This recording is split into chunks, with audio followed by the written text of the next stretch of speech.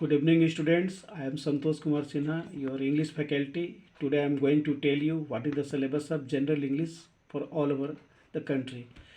आपको इंग्लिश को 3 सेक्शन में डिवाइड किया गया है, section A, section B, section C.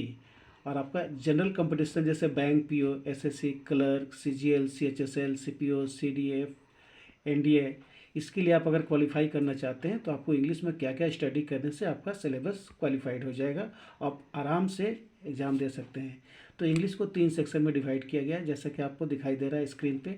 English को सेक्शन ए में डिवाइड किया गया है, बेसिक ग्रामर, जो कि एकदम बिल्कुल बेसिक लेवल से, जीरो लेवल से आपको बनाया जाएगा और पढ़ाया जाएगा। इसमें आपको क्या क्या पढ़ना है, तो पहला चैप्टर जो कि आप लोग पढ़ चुके हैं बचपन से लेके, वही चीज़ है, लेकिन कंपटीशन में थोड़ा सा डिफर हो गया है। पार्ट्स ऑफ स्पीच, जो कि नाउन से लेके इंटरजेक्शन तक आपको पढ़ना है।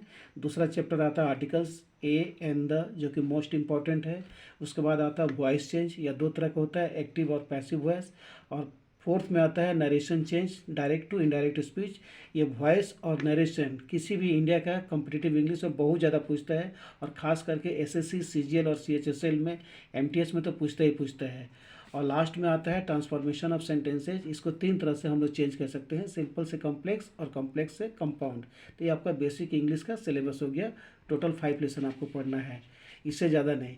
सेक्शन बी में हम लोग कन्वर्ट करते हैं वोकेबलरी, जो किसी भी एस्पिरेंट के लिए बहुत ज़रूरी है, चाहे आप बैंक पीओ का एग्जाम दीजिए, क्लर्क का एग्जाम दीजिए, SSC, CGL, CDS, CPO, CPA, कोई भी एग्जाम दीजिए, मतलब इंडिया का कोई भी एग्जाम आप देना चाहते हैं इंग्लिश का, तो सेक्शन बी आपको पढ़ना ही पढ़ना है। इसमें ज़्यादा स्कोर होता है। जैसे इसमें पहला चैप्टर है वन वर्ड सब्स्टिट्यूशन, अनेक शब्दों का एक शब्द। दूसरा आता है इडियम्स और फ्रेजेस, मुहावरा और कहावतें।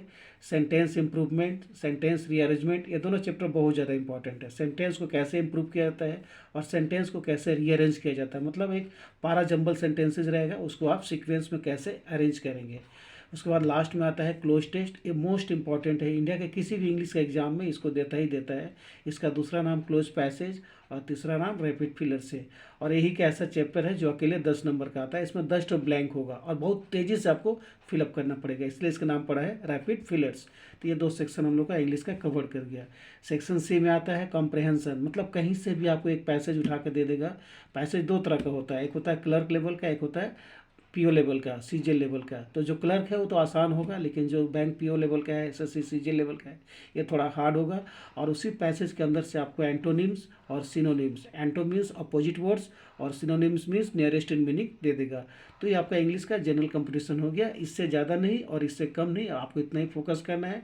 और सारा टॉपिक से रिलेटेड आपको सब्जेक्ट प्रैक्टिस कराया जाएगा, कॉमन एरर कराया जाएगा, जो कि एग्जाम में पूछा जाता है। तो ये आपका इंग्लिश का बेसिक आपका सिलेबस हो गया है। Thank you.